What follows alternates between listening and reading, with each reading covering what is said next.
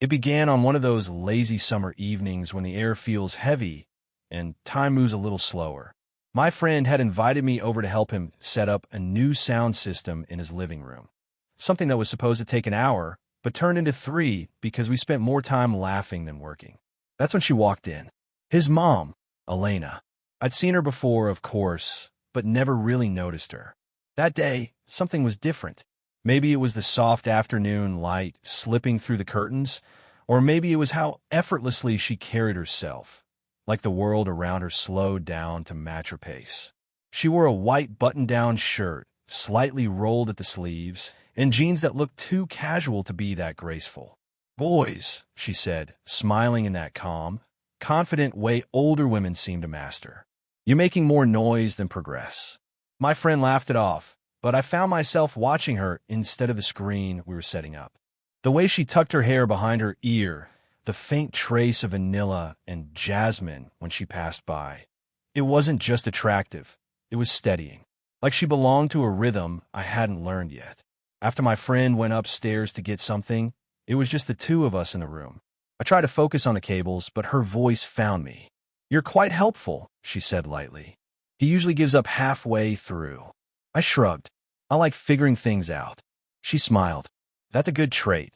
Though some things can't be figured out. They have to be felt." The way she said felt, soft, deliberate, made my heart stumble a little. I didn't know what to say, so I just laughed quietly. She tilted her head, studying me with a mix of amusement and something deeper. Curiosity, maybe. Then, as if reading my hesitation, she said it. "I'll teach you things girls your age don't even know." Her tone wasn't bold. It was teasing, playful, but there was an undertone that made the words linger.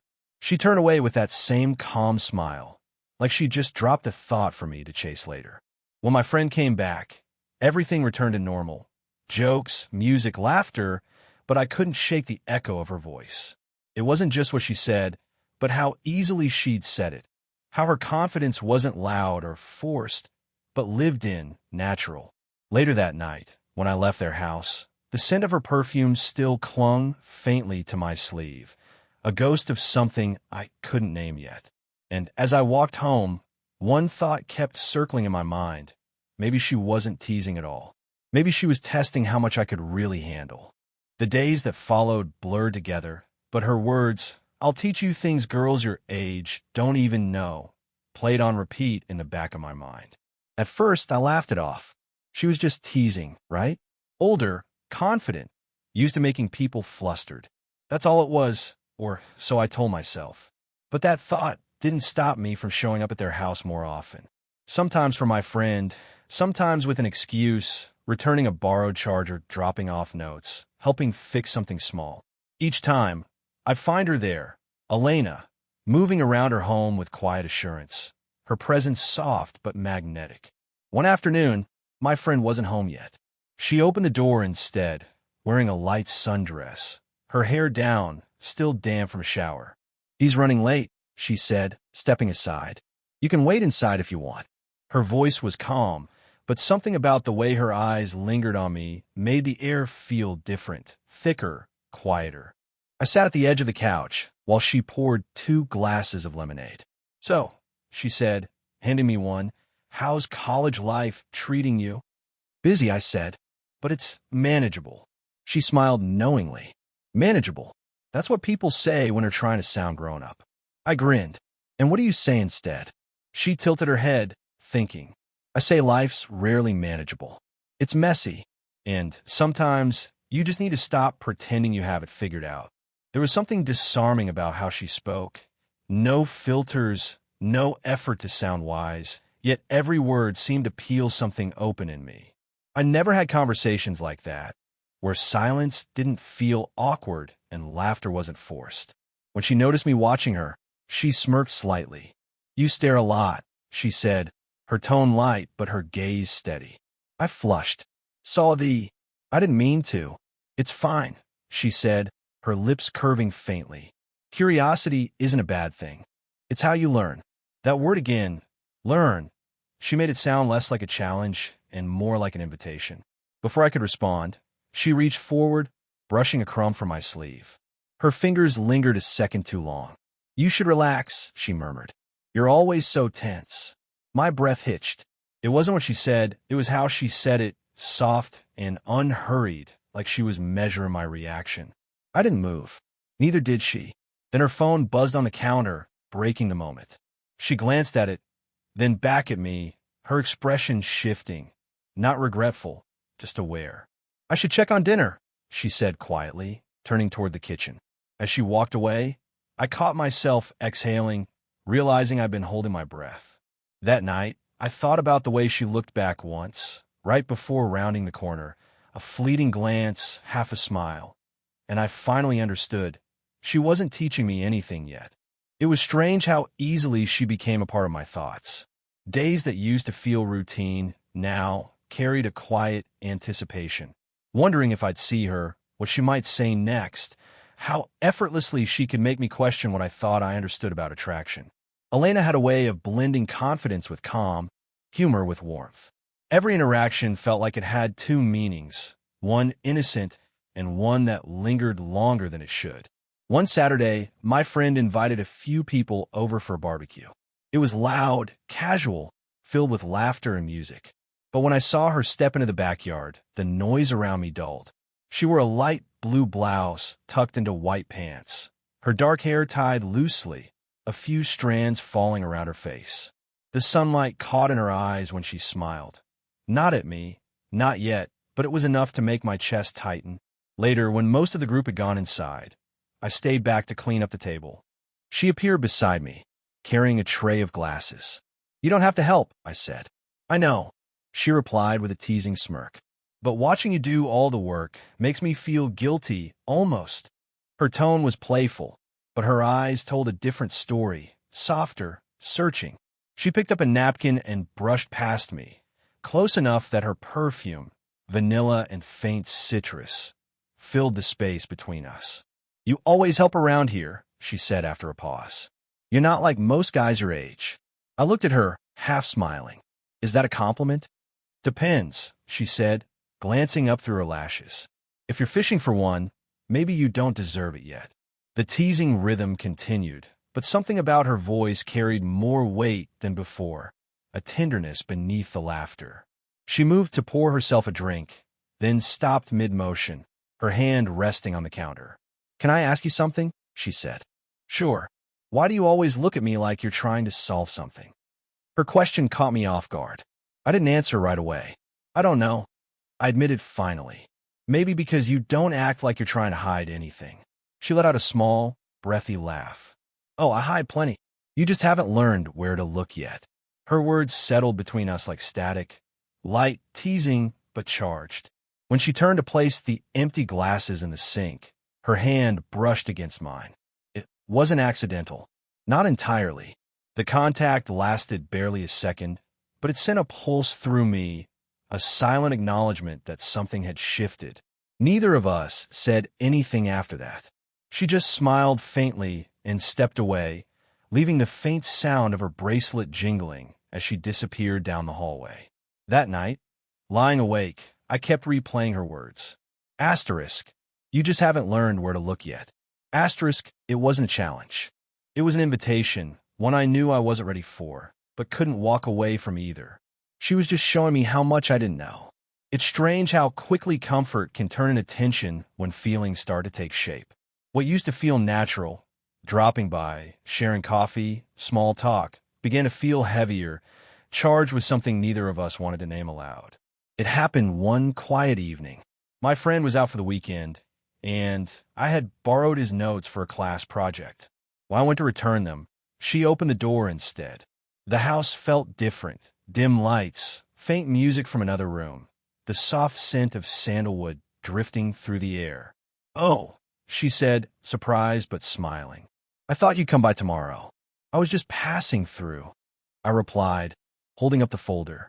"Didn't want him to need these and blame me later." She laughed, that low, warm sound that always made the air around her feel softer. "He's not even home. You can leave them on the table if you want." I hesitated. "Or I could wait until he's back." Her eyes met mine, curious. "You could, or you could stay for tea." There was no reason to say no.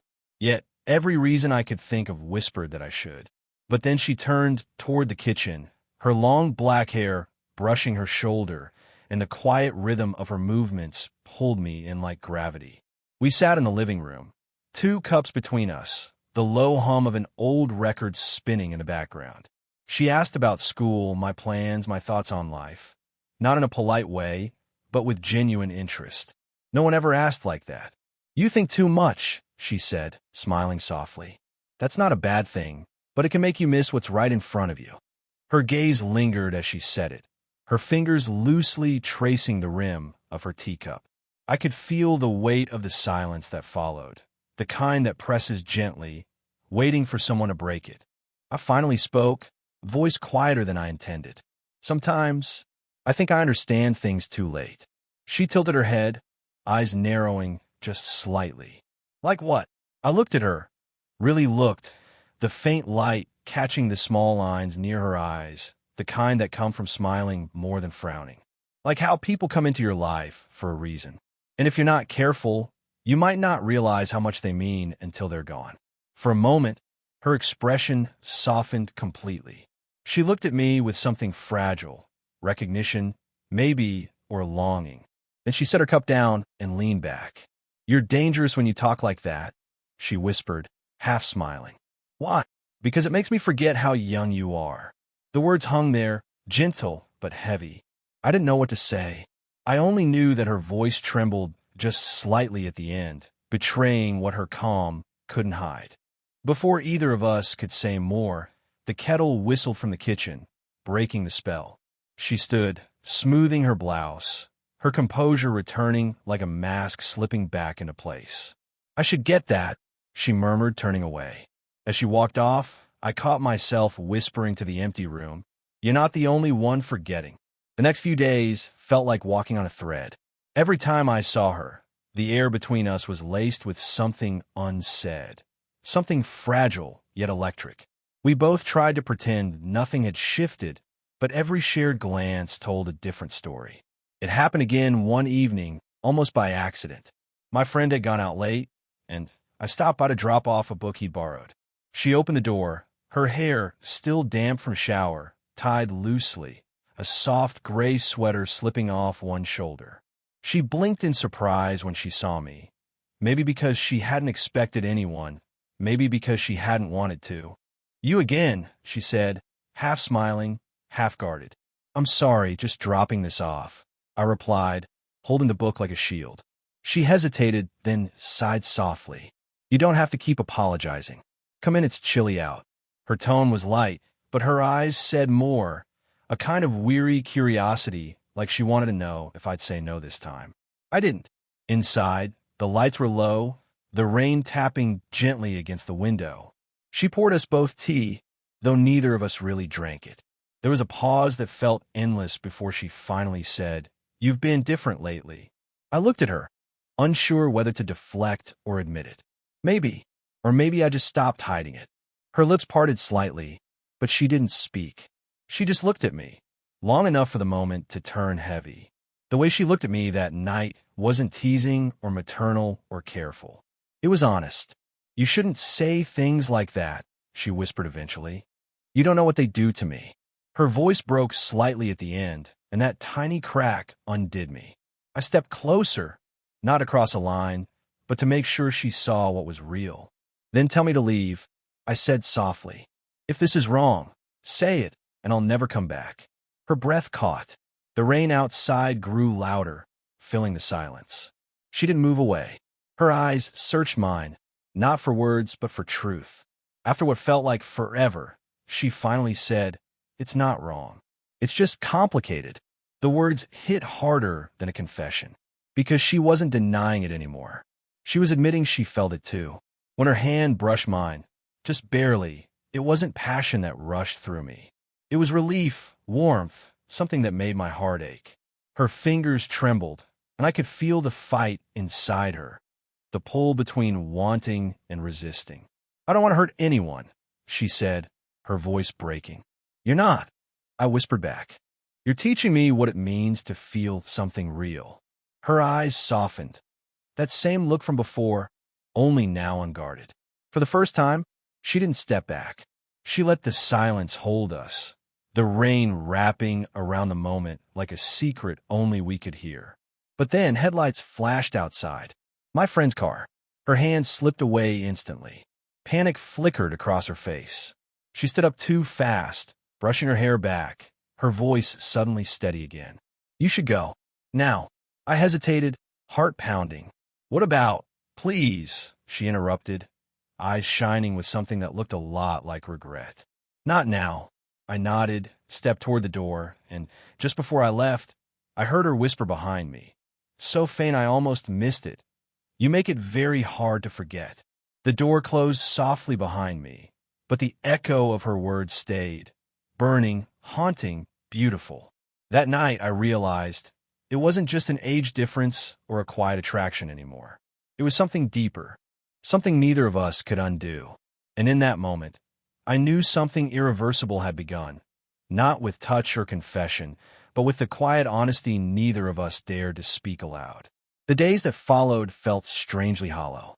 After that night, she avoided me, or maybe I avoided her. I wasn't sure who started it. The truth was we both needed space, but that didn't make the silence easier. Every time I passed by her house, I felt a pull I couldn't resist, a weight sitting quietly in my chest. I saw her once through the kitchen window, laughing with my friend. Her face lit up in a way that both comforted and hurt me. It was like watching a memory I wasn't supposed to remember. Her laughter used to feel like sunlight. Now it only reminded me of how far I'd fallen into something that had no easy way out. I tried to convince myself that it didn't matter, that she had her life and I had mine. But it wasn't that simple. When you've seen someone's heart up close, when you've touched something that fragile, it doesn't just disappear. It lingers. One afternoon, she called me. Her voice was calm, steady, but I could sense something behind it, an ache she was trying to hide. Can you come by? She asked quietly. I just need to talk. My pulse jumped. I didn't hesitate. When I got there, she was sitting on the porch wearing a light blue sundress, her hair tied back loosely. She looked tired, like she hadn't slept much. For a moment, I just stood there, taking her in, the soft lines around her eyes, the calm poise she always carried. She looked beautiful, but there was something else too, something fragile. I've been thinking, she began, eyes fixed on the garden instead of me. About everything. About what happened. I stayed quiet. The sound of cicadas filled the silence. What we did, what almost happened, she continued, it can't happen again. Her voice was firm, but her hands were clasped tightly together, betraying her calmness. You're young. You have your whole life ahead of you. You don't need complications like me. Her words felt rehearsed, like something she'd repeated to herself 100 times. Still, hearing them out loud hurt more than I expected. I didn't see it as a complication, I said quietly. I saw it as something real. She looked up then, eyes glistening with restrained emotion. Real doesn't always mean right, she whispered. The wind picked up, brushing a strand of hair across her face. Without thinking, I reached out to move it back. My fingertips barely grazed her cheek before she gently caught my wrist and lowered my hand. Don't, she said softly. You'll make it harder. The simplicity of her words broke me. There was no anger, no blame, just pain. For a long time, neither of us spoke. We just sat there, surrounded by the quiet hum of summer. I wanted to tell her that age didn't matter, that what I felt wasn't something I could just turn off, but the look in her eyes told me she already knew. When I finally stood up to leave, she gave a small, wistful smile. Take care of yourself, okay? I nodded, but the words caught in my throat. Walking away felt like tearing a page out of a book before the story was finished. I didn't know if she'd call again, or if that was her way of closing the door for good. But deep down, I could feel it. The story wasn't over. Something about the way she'd looked at me, the way her voice had trembled when she said goodbye, told me this wasn't the end. It was just the distance before the return. A few weeks passed. I tried to move on, met new people, distracted myself with work, even convinced myself that what happened was just a phase. But late at night, when everything went quiet, her voice would return, the softness in it, the way she said my name like it was something she shouldn't but couldn't help saying. I told myself not to go back. I told myself it was better this way. But life has its quiet ways of bringing you full circle. One rainy afternoon, I saw her again. It was at the local grocery store of all places. She was standing by the produce section, holding a basket, her hair slightly damp from the rain. That same light blue sundress peeked out from beneath a beige cardigan. When her eyes met mine, something inside me just steadied, like the world had been tilted, and suddenly, it found its balance again. She smiled, small, hesitant but real. "Hey," she said softly, like she wasn't sure if she was allowed to. "Hey," I replied. We stood there for a moment, surrounded by the quiet hum of normal life. The beep of the cashier, the murmur of shoppers, and yet it felt like we were alone in our own small world. "How have you been?" she asked, tucking a loose strand of hair behind her ear. "Trying to keep busy," I said. "You?" "Same," she replied with a faint laugh. I redecorated the porch. It feels emptier without someone always helping. The silence that followed was loaded, not awkward but meaningful. A silence that carried everything we didn't say that night on the porch. "Finally," she sighed. I thought distance would make it easier. But it didn't." Her voice cracked just slightly at the end. I could see the struggle in her eyes, the battle between what she thought was right and what her heart wanted. "I don't know what this is supposed to be," I said honestly, "but I know what it feels like." She looked up at me, her dark eyes glistening, and for a long second, she didn't speak. Then she smiled, the kind of smile that feels like a quiet surrender. "You always did have a way with words." A soft laugh escaped both of us. It felt like breathing after holding it too long. When we walked outside, the rain had turned into a drizzle. She opened her umbrella and hesitated before holding it slightly toward me. "You'll get soaked," she said. So we walked, close enough that our shoulders brushed with every step. Neither of us said anything. We didn't need to. The rhythm of the rain, the faint scent of her perfume, the warmth that radiated just inches away, it all said enough. At her gate, we stopped. The same porch, the same air between us, but everything felt different. Calmer, honest. She looked at me with that familiar tenderness, then whispered, "Maybe I don't need to teach you anything anymore." I smiled softly. "Maybe I've already learned enough from you." Her laughter was quiet, genuine. And when she reached out, her fingers brushing mine, it wasn't teasing or uncertain anymore. It was gentle, real, and steady. No promises, no plans, just a shared understanding that sometimes what begins as something forbidden can grow into something quietly beautiful. As I walked home through the rain, I realized something: love doesn't always ask for permission, and it doesn't always need a name. Sometimes it just lives in the moments between, in glances, in touches, in the unspoken space where two hearts finally find peace.